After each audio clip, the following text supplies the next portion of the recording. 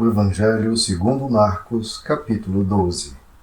Jesus então passou a ministrar-lhes por meio de parábolas. Certo homem plantou uma vinha, ergueu uma cerca ao redor dela, cavou um tanque para esmagar as uvas e construiu uma torre de vigia. Depois arrendou a vinha para alguns lavradores e partiu de viagem. Chegando a época da colheita, enviou um servo aos lavradores, com o objetivo de receber deles sua parte do fruto da vinha. No entanto, eles o agarraram, o espancaram e o mandaram embora de mãos vazias. Então lhes enviou um outro servo e também lhe bateram na cabeça e o humilharam. E enviou outro ainda, o qual assassinaram. Então enviou muitos outros, mas a alguns agrediram e a outros mataram. Finalmente restava-lhes enviar seu próprio e amado filho. A este lhes enviou com a seguinte intenção: a meu filho respeitarão. Todavia, aqueles lavradores combinaram entre si: este é o herdeiro, ora, venham, vamos matá-lo, e assim a herança será toda nossa. Então o agarraram, assassinaram e o jogaram para fora da vinha. Diante disso, o que fará o proprietário da vinha? Virá, destruirá aqueles lavradores e outorgará a vinha a outros vinicultores. Ainda não lestes esta passagem nas Escrituras? A pedra que os construtores rejeitaram, esta veio a ser a pedra principal, angular. Isto procede do Senhor e é obra de grande maravilha para todos nós. Por isso, começaram a tramar um jeito de prendê-lo, pois perceberam que ele havia narrado aquela história com o propósito de acusá-los. Contudo, tinham receio da multidão e acharam melhor se afastarem. Mais tarde, enviaram a Jesus alguns dos fariseus e herodianos para tentar condená-lo em alguma palavra que proferisse. E, ao se aproximarem, lhe questionaram: Mestre, sabemos que é verdadeiro e que não te deixas influenciar por ninguém, pois não te impressionas com a aparência exterior das pessoas, mas ensinas o caminho de Deus em conformidade com a mais pura verdade. Assim sendo, diga-nos, é lícito pagar imposto a César ou não? Devemos pagar ou podemos nos recusar? Jesus, porém, conhecendo o quão hipócritas estavam sendo, lhes inquiriu: Por que me tentais? Trazei-me um denário para que eu o examine. E eles lhe trouxeram a moeda, ao que ele lhes indagou: De quem é esta imagem e esta inscrição? Ora, de César, replicaram eles. Então Jesus lhes asseverou: Dai a César o que é de César e a Deus o que é de Deus. E todos ficaram pasmos com ele. Depois chegaram os saduceus, que pregam não haver qualquer ressurreição, com a seguinte questão: Mestre, Moisés nos deixou escrito que se um homem morrer e deixar sua esposa sem filhos, seu irmão deverá se casar com a viúva e gerar filhos para seu irmão. Ora, havia 7 irmãos. O primeiro casou-se e faleceu sem deixar filhos. Então o segundo desposou a viúva, mas também morreu sem deixar descendentes. O mesmo ocorreu com o terceiro. E desta forma, nenhum dos 7 irmãos deixou filhos. Finalmente, faleceu também a mulher.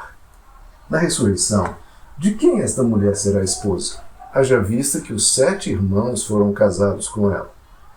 Então Jesus os admoestou: Não é sem motivo que errais tanto, pois não compreendeis as Escrituras nem o poder de Deus.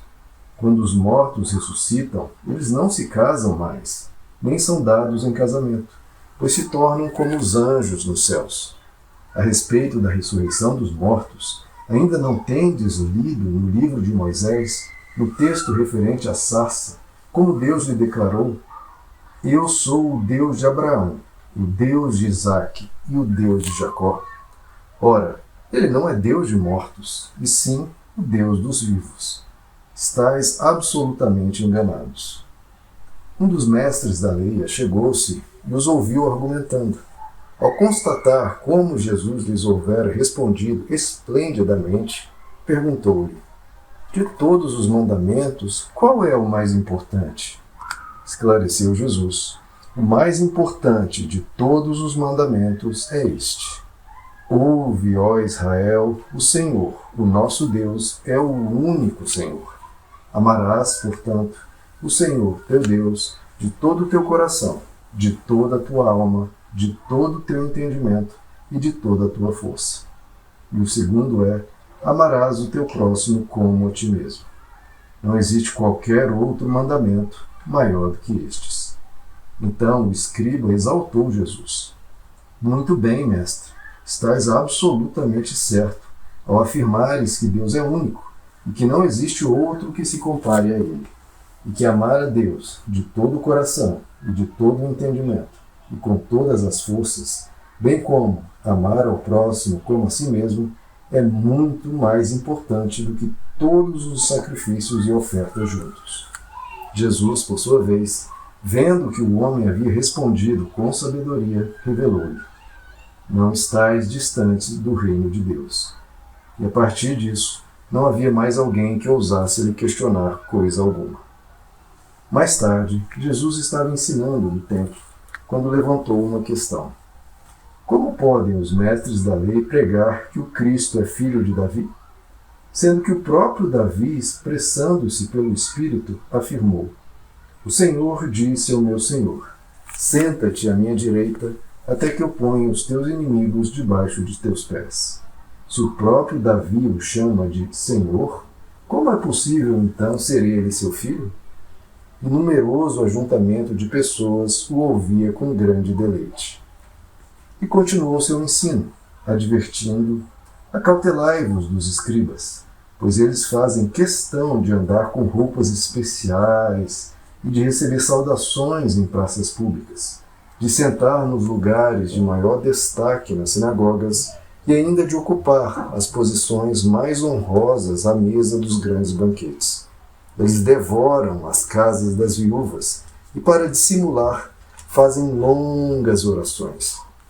Estes certamente receberão condenação ainda mais severa.